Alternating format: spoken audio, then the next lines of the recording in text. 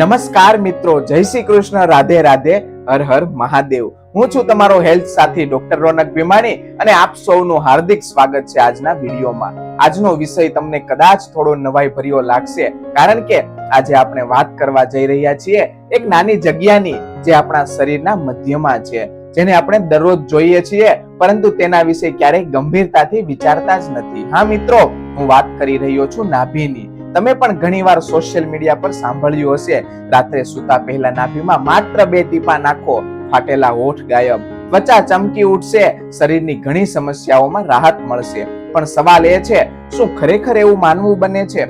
શું માત્ર અંધશ્રદ્ધા છે કે પછી આની પાછળ કોઈ પરંપરાગત જ્ઞાન છુપાયેલું છે? આજે આપણે ઉતાવળમાં કોઈ નિર્ણય નહીં લઈએ। આજે આપણે દરેક વાતને ધીરજથી અપનાવીશું, કારણ કે સ્વાસ્થ્યની બાબતમાં સાચી માહિતી જાણવી ખૂબ જ જરૂરી છે। તો ચા કે પાણી લઈને આરામથી બેસી જાઓ, કારણ કે આજનો વિડીયો તમારી ઘણી ગેરસમજ દૂર કરી શકે છે। અને જો તમે અંત સુધી અમારી સાથે જોતા રહેશો તો તમને ખબર પડશે આખરે નાભીમાં તેલ નાખવાની પરંપરા ક્યાંથી આવી, લોકો શા માટે આ ઉપાય કરે છે અને કઈ વાતો સાચી છે અને કઈ વધારીને કહેવામાં આવે છે। ચાલો શરૂઆત કરીએ। સૌ પ્રથમ જાણીએ કે નાભીનું મહત્વ શું છે। જ્યારે બાળક માતાના ગર્ભમાં હોય છે ત્યારે તેની સમગ્ર પોષણ વ્યવસ્થા એક નાનકડા જોડાણ દ્વારા ચાલે છે, અને એ જોડાણ છે નાળ, અને જન્મ પછી જે સ્થાન રહે છે એ જ છે નાભી। એટલે જ ઘણી સંસ્કૃતિઓમાં નાભીને જીવનનું કેન્દ્ર માનવામાં આવે છે। તમે ક્યારેય વિચાર્યું છે, શરીરમાં એટલી બધી જગ્યાઓ હોવા છતાં લોકો નાભી પર જ કેમ ધ્યાન આપે છે?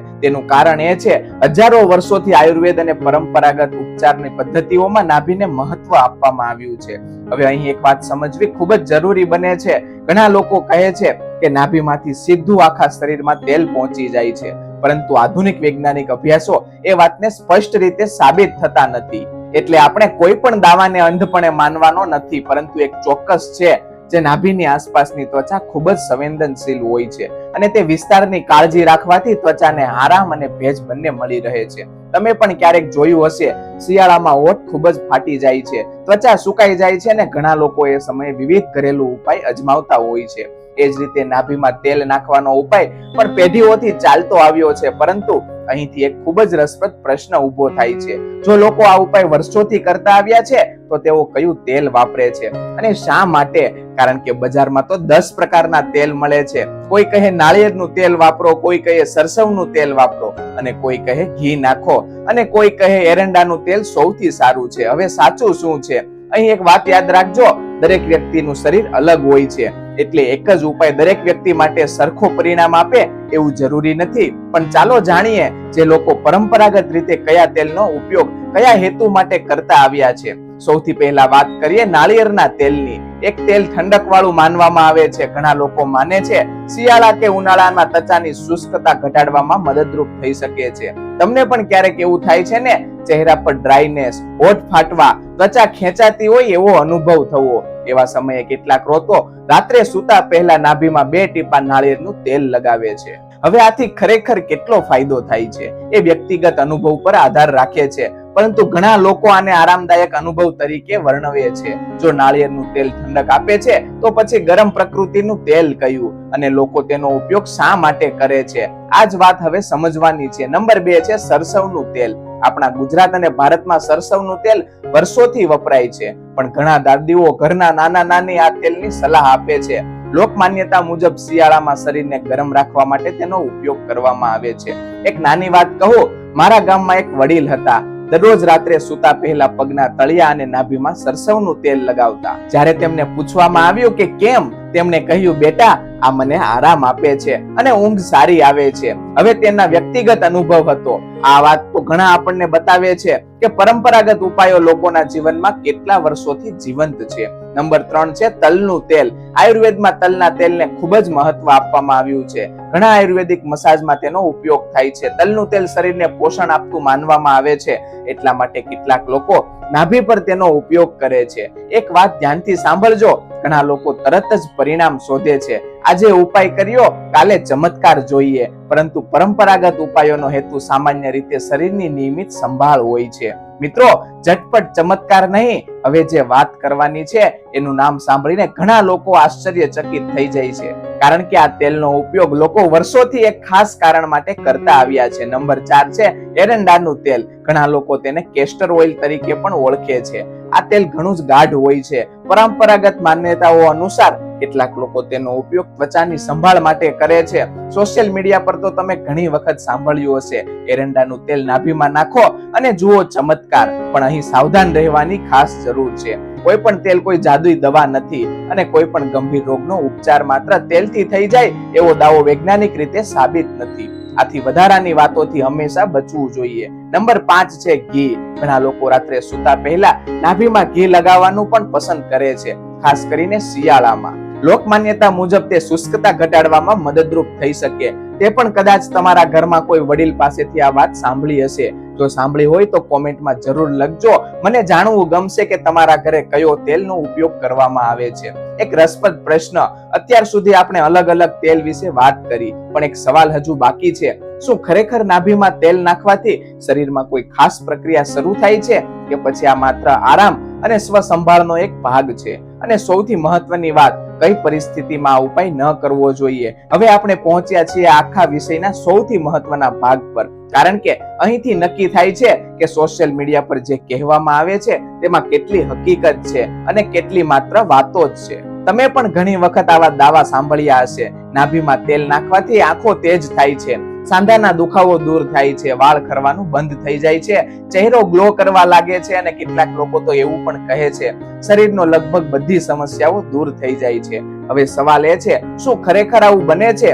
આજકાલ ઘણા વિડીયો અને પોસ્ટમાં એક વાત વારંવાર કહેવામાં આવે છે કે નાભી પાછળ એક ખાસ ગ્રંથિ હોય છે જે આખા શરીરમાં તેલ પહોંચાડે છે, પણ આ દાવાને સમર્થન આપતા મજબૂત વૈજ્ઞાનિક પુરાવા ઉપલબ્ધ નથી. આ વાત સમજવી ખૂબ જ જરૂરી છે, કારણ કે ઘણી વખત લોકો પરંપરાગત માન્યતાઓને વૈજ્ઞાનિક હકીકત સમજી લે છે અને ત્યાંથી ગેરસમજ શરૂ થાય છે. તો લોકો ફાયદો કેમ અનુભવે છે? અહીં એક રસપ્રદ વાત છે. ઘણા લોકો ખરેખર કહે છે કે તેમને આ ઉપાયથી સારું લાગ્યું. આવું કેમ છે? તેમના ઘણા કારણો હોઈ શકે. સૌથી પહેલું, ત્વચાને ભેજ મળે છે. બીજું, રાત્રે સૂતા પહેલા શરીરને આરામ મળે છે. ત્રીજું, એક નિયમિત સેલ્ફ કેર રૂટીન બની જાય. તમે પણ ધ્યાન આપ્યું હશે, જ્યારે આપણે પોતાના શરીરની કાળજી લેવાનું શરૂ કરીએ છીએ ત્યારે ઘણીવાર મન પર હળવું લાગે છે અને શરીર પણ વધુ આરામદાયક અનુભવાય છે. એક નાની વાર્તા.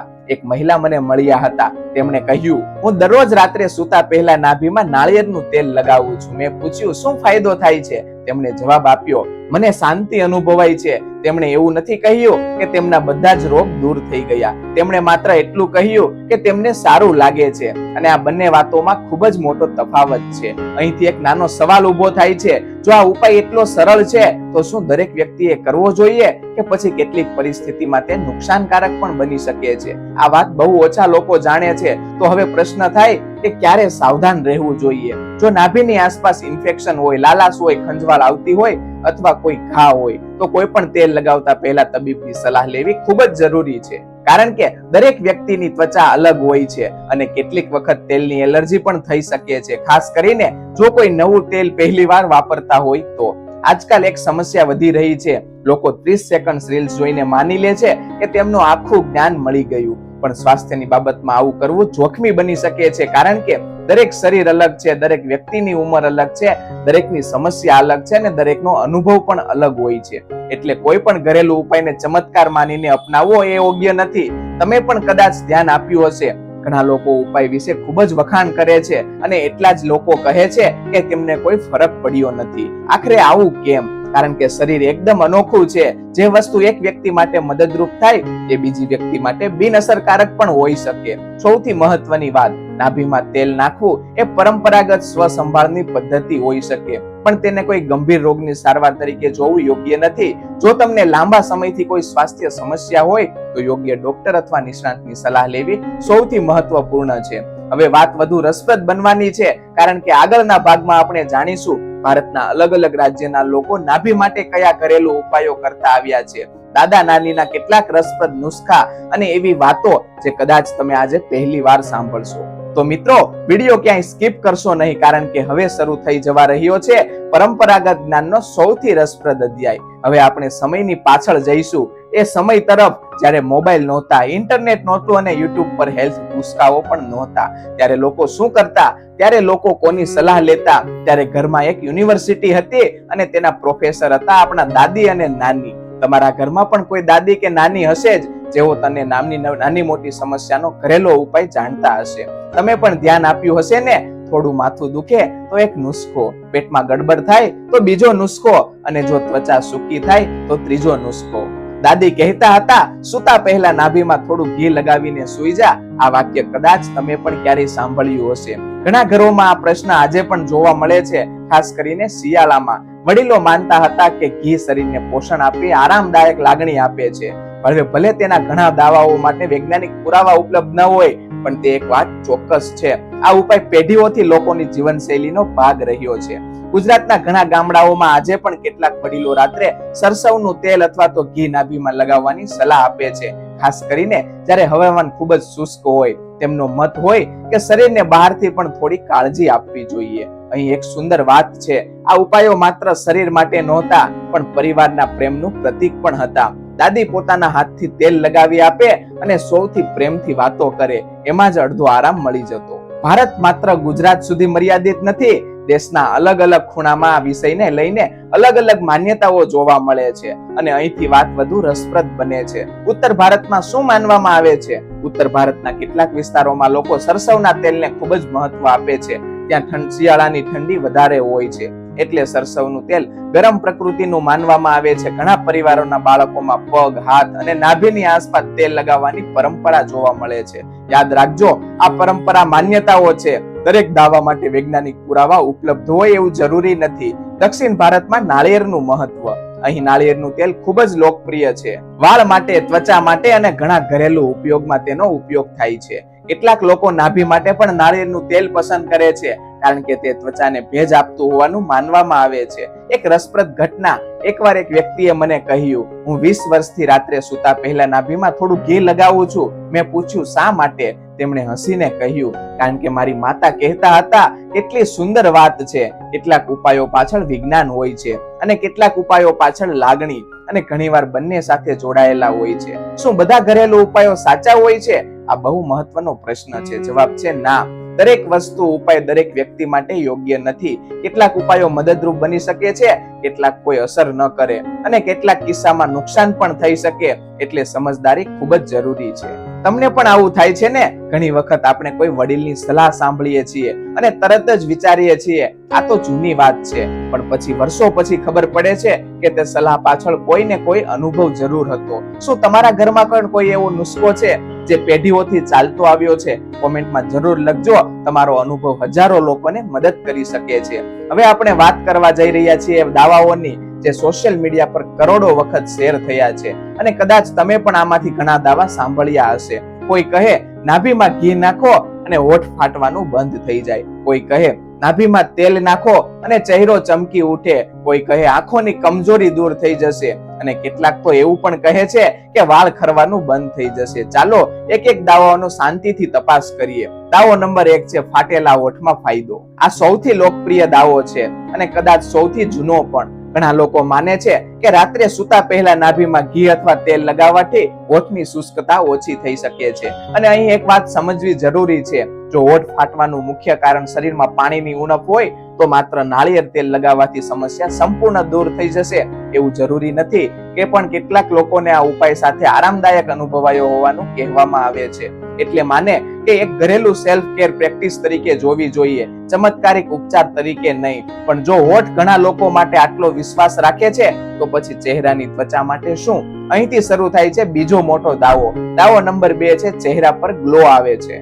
આજે દરેક વ્યક્તિ સુંદર અને ચમકતી ત્વચા ઈચ્છે છે, એટલે જ્યારે પણ કોઈ કહે કે માત્ર 2 ટીપા તેલ અને ચહેરો ચમકી જશે, ત્યારે લોકો તરત જ વિશ્વાસ કરી લે છે. પણ ચહેરાની ત્વચા પર અસર પણ ઘણી બાબતો કરે છે. સારી ઊંઘ, પૂરતું પાણી, સંતુલિત આહાર, તણાવનું પ્રમાણ અને ત્વચાની યોગ્ય સંભાળ. એટલે માત્ર એક જ ઉપાયને જ આખા ગ્લોનું કારણ માનવું યોગ્ય નથી. તમને પણ આવું થયું છે ને? ક્યારેક આપણે કોઈ નવો ઉપાય શરૂ કરીએ અને થોડા દિવસ પછી લાગે વાહ, હવે તો ખરેખર ફરક પડી ગયો. પણ ઘણી વખત એ દરમિયાન આપણે પાણી પણ વધારે પીતા હોઈએ છીએ, ઊંઘ પણ સારી લેતા હોઈએ છીએ અને ખાવા પીવામાં પણ ધ્યાન રાખતા હોઈએ છીએ. એટલે આખી જીવનશૈલીનો ફાયદો એક જ ઉપાયને આપી દેવું એવું યોગ્ય નથી. દાવો નંબર 3 છે, ઊંઘ સારી આવે છે. હવે આ ખૂબ જ રસપ્રદ દાવો છે. ઘણા લોકો કહે છે રાત્રે નાભીમાં થોડું તેલ લગાવીને સુવાથી તેમને આરામ અનુભવાય છે. આ પાછળ એક સરળ કારણ હોઈ શકે. જ્યારે આપણે સૂતા પહેલા કોઈ શાંત રૂટીન બનાવીએ, જેમ કે પગ ધોવા, થોડું ધ્યાન કરવું અથવા શરીરની કાળજી લેવી, ત્યારે મન શાંત થવા લાગે છે અને મન શાંત હોય તો ઊંઘ પણ સારી આવી શકે છે. હવે જે દાવાની વાત કરવાના છીએ તે સૌથી વધુ વાયરલ છે અને સૌથી વધુ પ્રશ્નો પણ એ જ વિષય પર પૂછવામાં આવે છે. દાવો નંબર 4 છે, વાળ ખરવાનું બંધ થાય છે. જો તમે સોશિયલ મીડિયા પર સર્ચ કરશો તો તમને હજારો વિડીયો મળી જશે જેમાં કહેવામાં આવે છે નાભીમાં આ તેલ નાખો અને વાળ ખરવાનું બંધ. પણ વાળ ખરવાના કારણો ઘણા હોઈ શકે. પોષણની ઉણપ, તણાવ, હોર્મોનલ ફેરફાર, ઉંમર અથવા અન્ય કેટલીક તબીબ પરિસ્થિતિઓ. એટલા માટે નાભીમાં તેલ નાખવાથી દરેક પ્રકારના હેરફોલ પર અસર થશે એવો દાવો યોગ્ય નથી. દાવો નંબર 5 છે, આંખો માટે ફાયદો. આ દાવો ખૂબ જ જૂનો છે. ઘણા લોકો માને છે ઘી અથવા તેલ નાભીમાં લગાવવાથી આંખોને લાભ મળે છે, પરંતુ આજની તારીખે આ બાબત માટે પુરાવા વૈજ્ઞાનિક રીતે ઉપલબ્ધ નથી. જો આંખની કોઈ સમસ્યા હોય તો આંખોના નિષ્ણાતની સલાહ લેવી ખૂબ જ મહત્વપૂર્ણ છે. એક ખૂબ જ મહત્વની વાત, ઘણા લોકો એક ભૂલ કરે છે. તેઓ ઘરેલું ઉપાયને દવા સમજી લે છે, જ્યારે હકીકતમાં ઘરેલું ઉપાયનો હેતુ માત્ર શરીરની સામાન્ય સંભાળ હોય છે. અને આ બંને બાબતોમાં ખૂબ જ મોટો તફાવત છે. શું તમે ક્યારેય નાભીમાં ઘી અથવા તેલ લગાવ્યું છે? જો લગાવ્યું હોય તો તમે કયો અનુભવ કર્યો છે? કોમેન્ટમાં જરૂર લખજો, કારણ કે હજારો લોકો તમારા અનુભવોથી કંઈક શીખી શકે છે. હવે એક એવો સવાલ બાકી છે જેનો જવાબ બહુ ઓછા લોકો જાણે છે. જો કોઈ વ્યક્તિ આ ઉપાય અજમાવવા માંગે તો તેની સાચી રીત શું છે? કેટલા ટીપા ક્યારે લગાવવું અને કઈ ભૂલો ટાળવી અને કઈ પરિસ્થિતિમાં આ ઉપાય બિલકુલ ન કરવો? આગળના ભાગમાં આપણે આ તમામ પ્રશ્નોના જવાબ જાણીશું અને સાથે જાણીશું લોકો સૌથી વધુ કઈ 7 ભૂલો કરે છે જેના કારણે ફાયદાની જગ્યાએ મુશ્કેલી ઊભી થઈ શકે છે. તો મિત્રો, વિડીયો અંત સુધી જરૂર જોતા રહેજો, કારણ કે હવે આપણે પ્રવેશવા જઈ રહ્યા છીએ આ વિષયના સૌથી ઉપયોગી અને પ્રેક્ટિકલ ભાગમાં. સૌથી પહેલા સમજીએ પરંપરાગત રીતે લોકો શું કરે છે. ઘણા લોકો રાત્રે સૂતા પહેલા ઉપાય કરે છે. સૌથી પહેલા હાથ સારી રીતે ધોઈ લે છે, પછી નાભીનો ભાગ સ્વચ્છ રાખે છે. ત્યારબાદ 1 થી 2 ટીપા તેલ અથવા ઘી નાભીમાં લગાવે છે અને હળવા હાથે આસપાસ થોડું મસાજ કરે છે. બસ આટલી સરળ પ્રક્રિયા છે.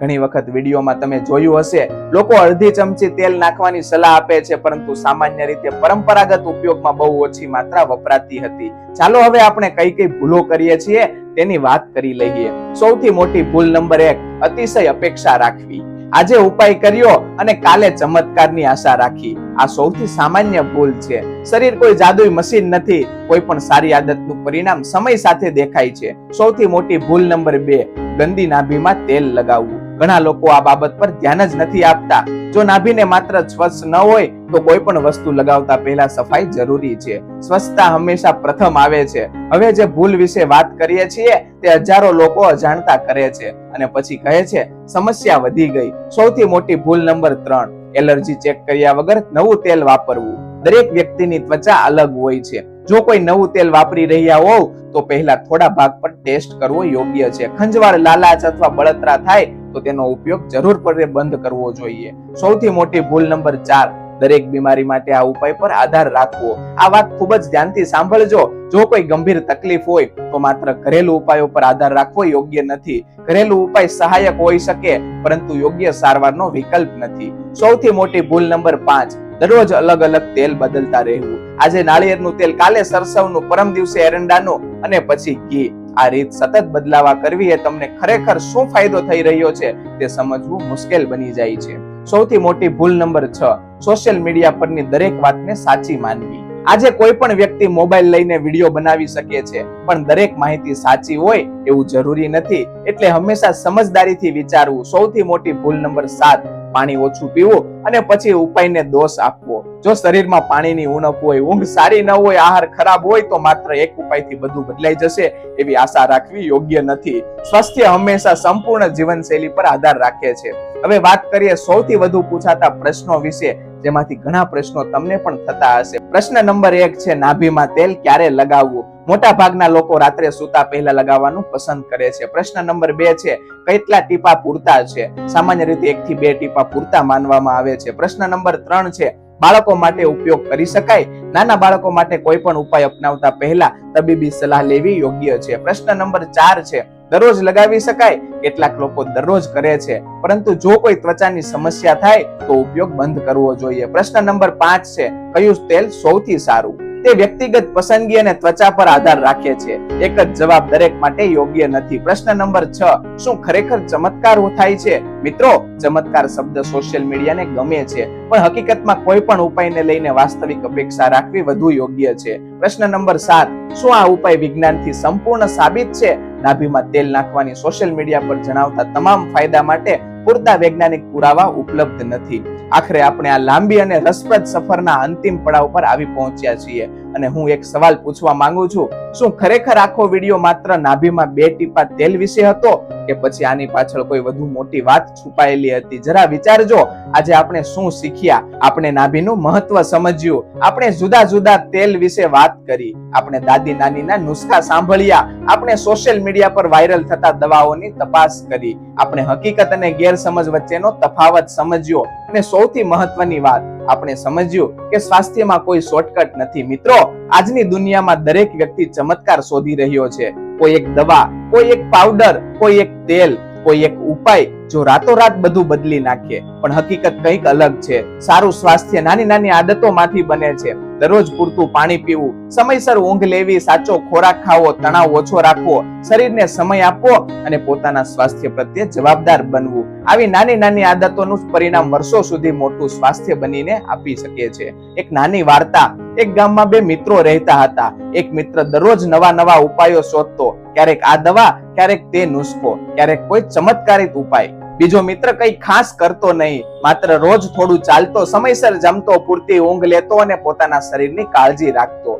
વર્ષો પછી પહેલો મિત્ર હજુ પણ નવા ચમત્કાર શોધી રહ્યો હતો અને બીજો મિત્ર તંદુરસ્ત જીવન જીવી રહ્યો હતો. આ વાર્તા આપણને એક જ વાત શીખવે છે, સ્વાસ્થ્ય કોઈ એક દિવસનું પરિણામ નથી, તે જીવનભરની આદતોનું પરિણામ છે. આ આખા વિડીયોમાંથી જો માત્ર 5 વાતો યાદ રાખવી હોય તો આ યાદ રાખજો. નંબર 1 છે, કોઈ પણ ઘરેલું ઉપાયને ચમત્કાર ન માનો. નંબર 2 છે, પરંપરાગત જ્ઞાનનું સન્માન કરો પણ સમજદારીથી અપનાવો. નંબર 3 છે, જો કોઈ ગંભીર સ્વાસ્થ્ય સમસ્યા હોય તો નિષ્ણાતની સલાહ લો. નંબર 4 છે, સોશિયલ મીડિયા પર દેખાતી દરેક વાત સાચી હોવું એવું જરૂરી નથી. નંબર 5 છે, તમારું સૌથી મોટું મેડિસિન તમારી જીવનશૈલી છે. એક ક્ષણ માટે વિચારજો, જો આજે તમે માત્ર એક સારી આદત શરૂ કરી તો 1 વર્ષ પછી તમારા જીવનમાં કેટલો ફેરફાર આવી શકે. જો આજે તમે વધુ પાણી પીવાનું શરૂ કરો, જો આજે તમે સમયસર ઊંઘવાનું શરૂ કરો, જો આજે તમે શરીરની કાળજી લેવાનું શરૂ કરો, તો કદાચ આવતીકાલનું તમારું સ્વાસ્થ્ય સંપૂર્ણપણે અલગ હોઈ શકે. દિલથી એક સંદેશો, તમારું શરીર તમારા જીવનની સૌથી કિંમતી સાધન છે. પૈસા ગુમાવીને પાછા મેળવી શકાય, વસ્તુઓ ગુમાવીને ફરીથી ખરીદી શકાય, પણ સ્વાસ્થ્ય એક એવી સંપત્તિ છે જેની કિંમત ઘણી વખત આપણે મોઢે મોઢે સમજીએ છીએ. એટલે જ આજથી પોતાના શરીરને પ્રેમ આપો, તેની કાળજી લો, તેને સમય આપો, કારણ કે તમારું શરીર આખી જિંદગી તમારી સાથે રહેવાનું છે. જો આ વિડીયોમાંથી તમને કંઈક નવું શીખવા મળ્યું હોય તો વિડીયોને જરૂર લાઈક કરજો, તમારા મિત્રો અને પરિવાર સાથે જરૂર શેર કરજો, ખાસ કરીને એવા લોકો સાથે જે સ્વાસ્થ્ય વિશે સાચી અને ઉપયોગી માહિતી જાણવા માંગે છે. અને કોમેન્ટમાં જરૂર લખજો, શું તમે ક્યારેય નાભીમાં તેલ લગાવ્યું છે? તમારો અનુભવ શું રહ્યો? હું તમારા દરેક કોમેન્ટ વાંચવાનો પ્રયત્ન કરીશ. ક્યારેક સૌથી મોટું રહસ્ય કોઈ ચમત્કારમાં નથી હોતું, પણ રોજિંદી જીવનમાં નાની નાની આદતોમાં છુપાયેલું હોય છે. અને કદાચ નાભીમાં 2 ટીપા તેલની આ પરંપરા આપણને એ જ યાદ અપાવે છે કે શરીરની કાળજી લેવી પણ એક સુંદર વાત છે. આજ માટે બસ એટલું જ. હું ફરી એક નવા રસપ્રદ અને ઉપયોગી વિષય સાથે તમારી સાથે હાજર થઈશ. ત્યાં સુધી સ્વસ્થ રહો, ખુશ રહો અને તમારા સ્વાસ્થ્યને સૌથી મોટી પ્રાથમિકતા આપો. જય હિન્દ, જય ભારત. ધન્યવાદ મિત્રો.